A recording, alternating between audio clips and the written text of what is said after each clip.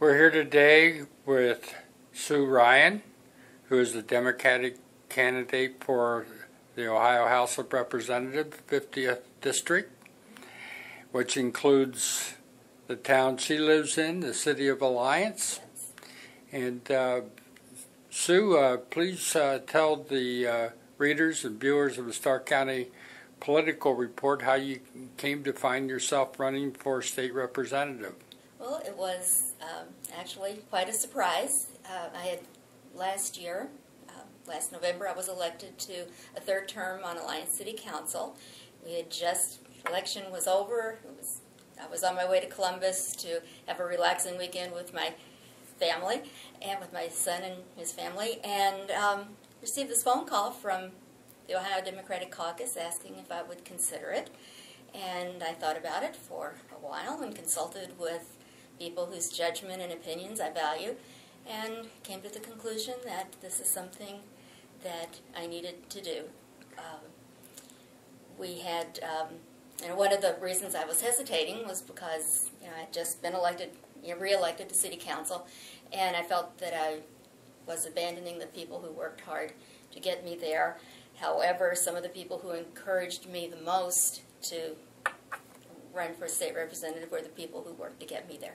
And we felt that it would be an opportunity to really do more for the people of Alliance as well as the surrounding area. Now, how long have you been involved in politics? Well, I've always, from as long as I can remember, I've been interested. And when I was in high school, I did some volunteer work. After school, I would go down to Democratic headquarters and stuff envelopes and lick stamps. Back then you had to lick stamps. And just have always really enjoyed it. Then, I was involved in campaigns off and on for the next 30-some-odd years. Then after I retired from teaching, I decided this was a chance to really get into it. I worked very hard for John Kerry's campaign, and then it was after that campaign that I decided to run for Alliance City Council. And you were first elected to Alliance City Council in what year? In 2005, and then I was re-elected 2 years later. Third time out was not successful, but I didn't give up. I ran again and was returned to council. And so you're presently a member of Alliance City Council. Right. Now, you did refer to your personal situation in terms of your family. You want to describe your family life to the viewers of the Stark County Political Report? Sure. My husband, Tom, is a dentist in Sebring. He's been practicing there since 1976. We've been married 43 years, and we have 2 children. Our daughter, Allison, lives in New York City, and we have a son, Michael, and his wife, Erin, live in Columbus, and they have a 7-year-old, Jackson. And as far as employment's concerned, I think I heard you mention that you were a teacher at one time? Yes, I taught kindergarten and first grade for many years at Regina Chaley School in Alliance, and then I went into administration, and I was a principal at St. James School in Waynesburg and St. Joseph School in Suffield, Randolph area, until I decided to retire, and from then on I've taken a different path. Now, as a member of the Alliance City Council, what has been your passion in terms of legislation? I've primarily focused on situations, on things that will help the safety and well-being of the Alliance residents. One of the issues we addressed shortly after I was elected the first time, there was a group of us who wanted to look into the rental housing situation in Alliance, because a large percentage of the housing is rental. And we worked on an ordinance that would require possibly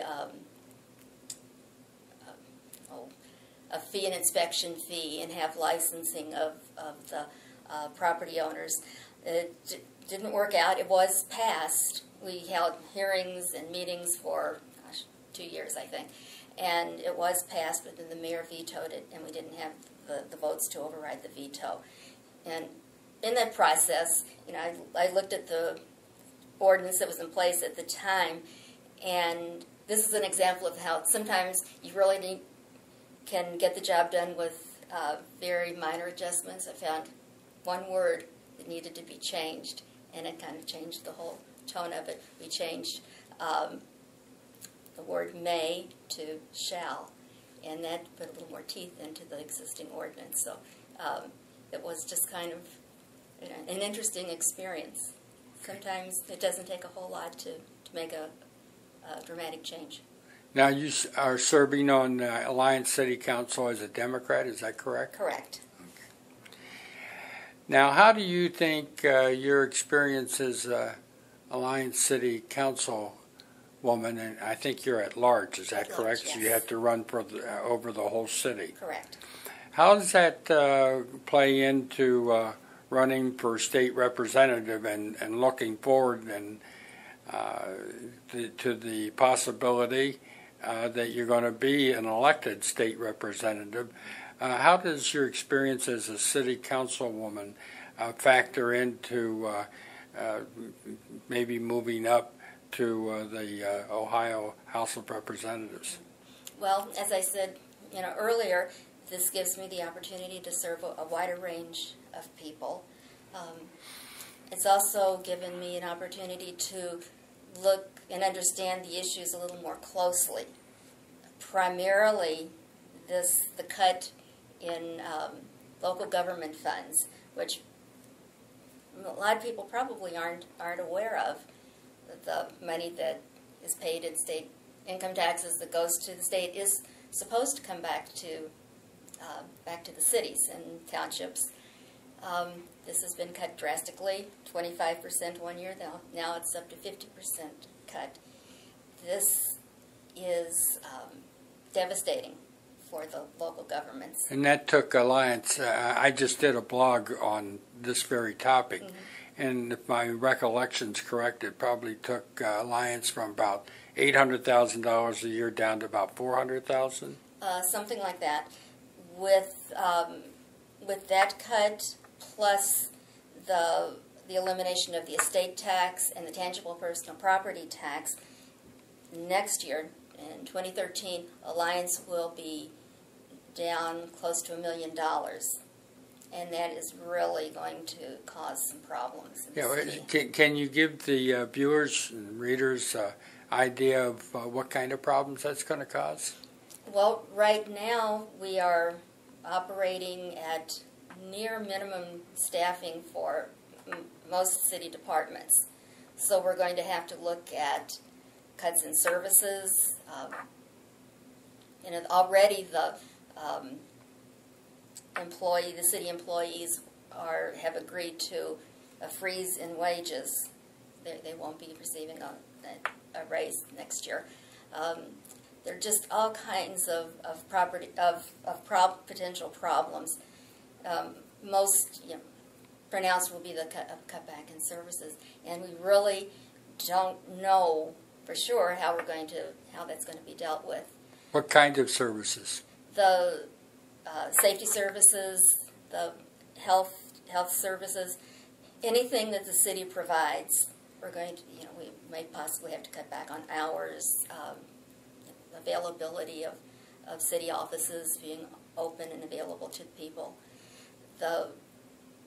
This year, on the ballot, on the November ballot, there are going to be a lot of issues, tax issues, levies, all these things. And this is the response that cities are making to their loss of funds, because they have to go to the people for additional revenue. It's great for the people in Columbus to say that they're not going to raise taxes and they balance the budget. But if this balancing the budget is on the backs of the cities, then that's going to see the people who live and work in Alliance, in Louisville, Hartville are going to see an increase in their local taxes. So, one of the persons that's part of this phenomenon you just described is your opponent, Christina Hagan, the Republican candidate for the 50th House seat, to which she was appointed, I believe, in March of 2011. Yes. Is that a correct assessment? That is a correct assessment. One of the first votes that she cast was for Governor Kasich's budget, and that budget included this these cuts in the local government funds. And this impacts not only Alliance, but all the cities, villages, and townships in the 50th House District. Correct. And, of course, across the state of Ohio. Across the state, right. Yes. Okay. Yes. And in the 50th District, that would include Hartville, Louisville, Minerva. Uniontown, East Canton, Yeah. Waynesburg. Parts of Plain Township, Right. Osnaburg, Osnaburg, Marlboro. Nimishillen, Right. so Lexington, Washington, yes. and Marlboro Township, which Marlboro of course Township. is the home of Representative Hagan, correct? Yeah, correct. That is, of course, top priority of yours, but if you get to Columbus, is to work on ways to relieve the burdens on local communities. Now, the Stark County Political Report kind of sees this potentially as the state walks off with money that was designated for local communities, and it is up to local communities, perhaps, to ask citizens to pass a tax to replace the missing revenues. So is that double taxation? I would believe so because, and this is something I actually didn't realize, or maybe I've forgotten because it's been so long ago. When the state income tax was passed, one of the agreements was that part of these monies would be returned to the municipalities, and this was a covenant or a pact with the local governments that if they supported state income tax, then they would get some of this money back. Somewhere along the line, that has been forgotten or ignored, and this is really going back on promises made. So this is going to be a top priority of yours if you get to Columbus, is to restore some of that state funding. Yes. Now, what's next on your list? Next would be education. As a teacher and administrator, that's where my heart and experience are. I was in Catholic school system, so was not directly affected by state funding. But it doesn't matter. That doesn't matter. A strong public school system is important, no matter where your children, where you work, or where your children attended school. It's still vital for an area to have a strong public school system. That good schools are what attract people moving into the area. If somebody wants to move into one of the cities in the 50th District, if they see that the schools are substandard or underperforming, they'll choose to move somewhere else.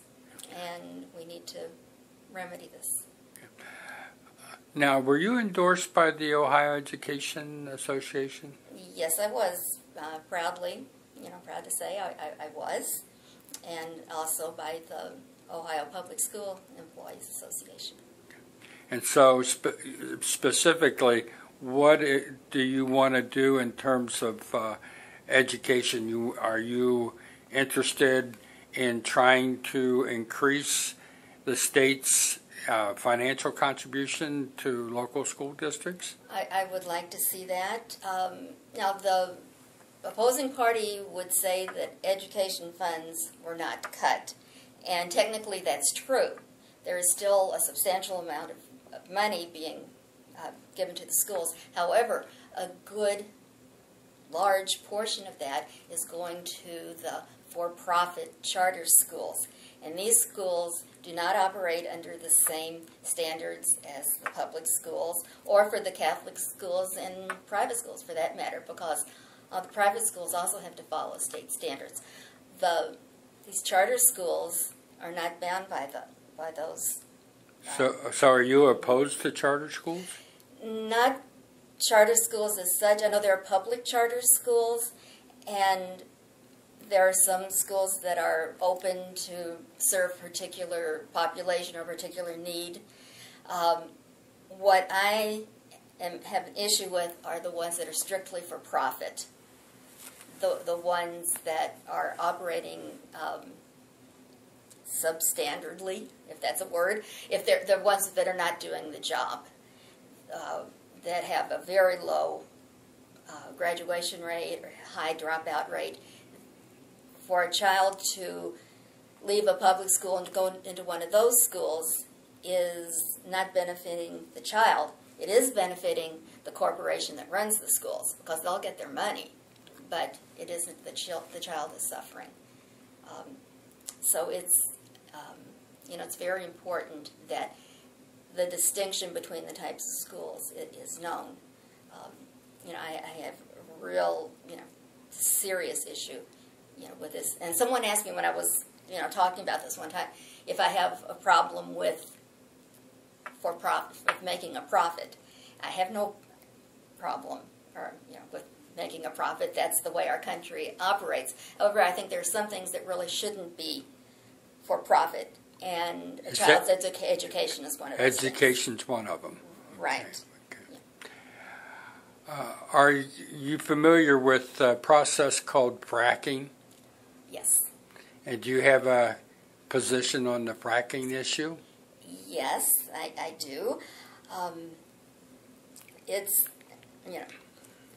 everyone has looked at fracking and this sudden, boom in the drilling, especially in the eastern part of the state, as potential savior, saving the economy, adding jobs, and addressing some of the energy problems. I know that it's here, and it would be pointless to try to stop it.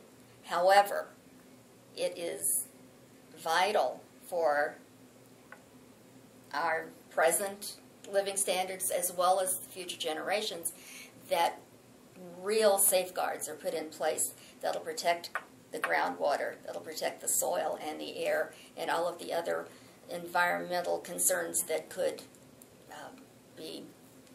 could occur because of this process. We've had a moratorium on the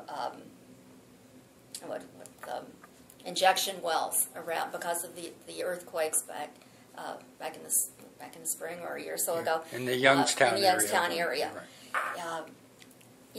I would like to see more focus on other types of energy, on renewable sources of energy. I am realistic enough to know that that's not going to be a priority, especially with the current state administration. I will not tell landowners that they are not allowed to lease their land. That's their property, and they're allowed to do that. But I really am concerned that there will be serious health issues down the road if we don't have some kind of safeguards that actually have teeth in them. It's too easy to give lip service to something like this and have loopholes and ways around it, and we really have to have strong safeguards, because it might not affect us, but it could affect our children and grandchildren, and that's unacceptable. Now, I recall looking at your opponent's campaign finance reports, and my recollection is she's received some pretty healthy contributions from the oil and gas industry. Mm-hmm. That's not surprising, and have received none. And so there's a difference between Sue Ryan and Christina Hagan on regulating the oil and gas industry? Yes, I know it's currently popular in Republican circles to rant and rave against government regulations and the burden of the heavy hand of government regulations. It's government regulations that keep our water, our food, our air, clean and safe. We have to have that, and to think otherwise is very short-sighted. An issue that was present last year in the elections started out as Senate Bill 5, became State Issue 2, was the Kasich administration's effort to tamp down on organized labor rights in terms of public employment. Did you have a position on that particular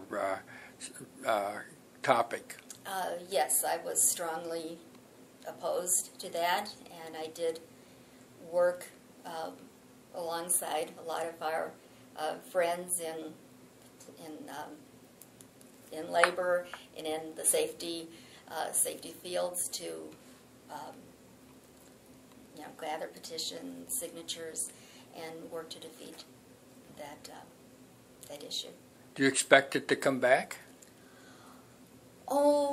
Probably in some form or another. Little pieces of it will occasionally resurface. I'm sure it's not going to go away that easily.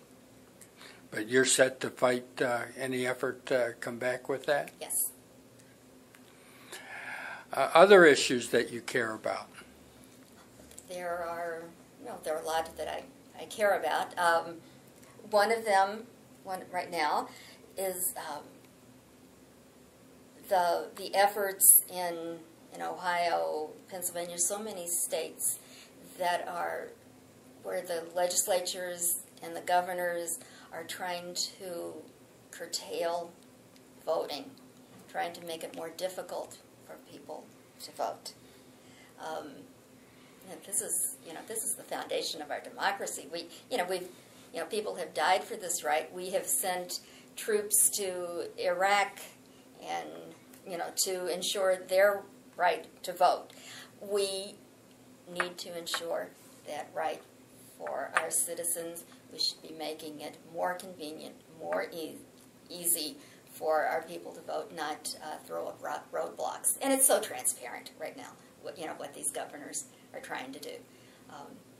Hopefully, we've fortunately been able to fight back on some of these, but I would like to see something in place in Ohio that would, prohibit any kind of, restrictions or anything like this happening again. Now we're at the point that I've asked some questions. You brought up some topics. Anything else that you want to bring up to address the voters of the 50th House District? Well, one of the reasons that I decided to run, there were several reasons, several factors that weighed in on my decision, but one of them is the fact that this is a crucial, very crucial election, as we all know, and that's a cliche. I know we hear it all the time, but we need people in office who have life experiences, who have education and background that enables them to really look at all aspects of an issue. It's very easy to vote along the party line. Is that what your opponent does? I haven't seen any evidence to the contrary. Okay. But Sue Ryan will not be a party line voter? No. I'm a Democrat. I'm proud of that. I am proud of the accomplishments that Democratic governors, presidents, legislators have done. However, I'm old enough to know that they're not perfect. I've been around and involved long enough to know that there are some things that are purely political, and a lot of moves are purely political, and I don't play that game. I just don't. And I've received the endorsement of the Ohio Democratic Party, or Ohio Democratic Caucus, but I have not received campaign funds from them. So I do not feel that I am beholden to them. Okay. Now, you mentioned life experience. Do you feel that you have an advantage over your opponent on life experience? I think so. I think, having put 65 years behind me, I've seen a lot. There have been... She's in her 20s, correct? Right, and I think it's wonderful. And I don't want to come off sounding patronizing. I think it is good that young people want to be involved. They're our future. We want them involved. But I feel that before somebody weighs in and votes on laws that really affect us, affect our children and our grandchildren, you really have to have a depth of knowledge and experience that helps you it enables you to think critically and see beyond the short-term political advantage of that vote. It is very important. I'm a mother and a grandmother. I've sent 2 children to college. I know how expensive that is. As a teacher and an administrator, I understand the education system. My husband, up until a month or so ago, owned his own business, and I understand the trials, tribulations, hardships, ups and downs of a small business owner. So I do have a lot of experiences that would help me to see different aspects of an issue.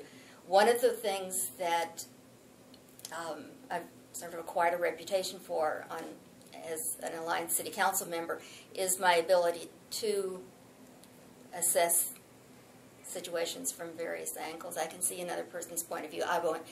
Don't necessarily agree with it, but I can understand often where they're coming from. And I think that's just a matter of being around a long time. And you favor working across the aisle and reach a consensus and some compromises? Compromise is not a bad word. I mean, our Constitution was a compromise. Everything is a compromise. You can work together and form consensus. I know there is a mindset right now with a lot of people that they're not going to give in. They won't give an inch. It's my way or the highway. And look where that's gotten us. We've had stagnation, in Congress, for the past 2 years at least. And so it's if we are to move forward, if we're to accomplish anything, we have to put these political games aside. We need to be grown-ups and work together, and that's the only way we can get anything done. Where does most of your campaign finance support come from in terms of, is it organized labor, is it everyday people, or businesses, corporations? Exactly where is your money coming from? Most of my contributions have come from individual donors. The median, I did a workup on this a few weeks ago, most contributions are $50. A lot of $25 ones. The largest contribution, was $1,000. That's the biggest one I've gotten. I have gotten some from organized labor, and I'm not going to apologize for that. I'm, proud to be supported by the people who go to work every day. You work hard, and really are the builders of our. Are you a captive of organized labor? No, I'm not, and they know that. You made that clear to them, huh? Yes, and I don't, and they respect me for that, and they don't expect me to be that. I do agree with them on many of their major issues. I agree, and as I said earlier, supported them in their fight against SB 5. I think that collective bargaining is essential. And people don't understand, when they think of unions bargaining, that all of a sudden they think that it's just they're bargaining for money, but they're bargaining for safety conditions and in working conditions. So, these things are very important. Also, one of the things, and it's amazing what you learn during a campaign, that many of the unions, and I'm not sure if it's all of them, but many of them, it's not their union dues that go to political campaigns. They voluntarily contribute money to a PAC. There was this one man I was talking to that they have an agreement. They agreed to donate 5 cents an hour from their salary to their political action. So it's not coerced; it's completely voluntary.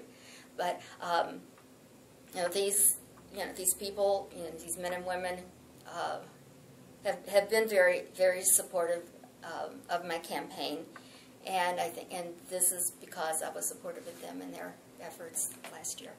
Well, what are you hearing from the citizens of the 50th House District as you go out door-to-door campaigning? What is the feedback?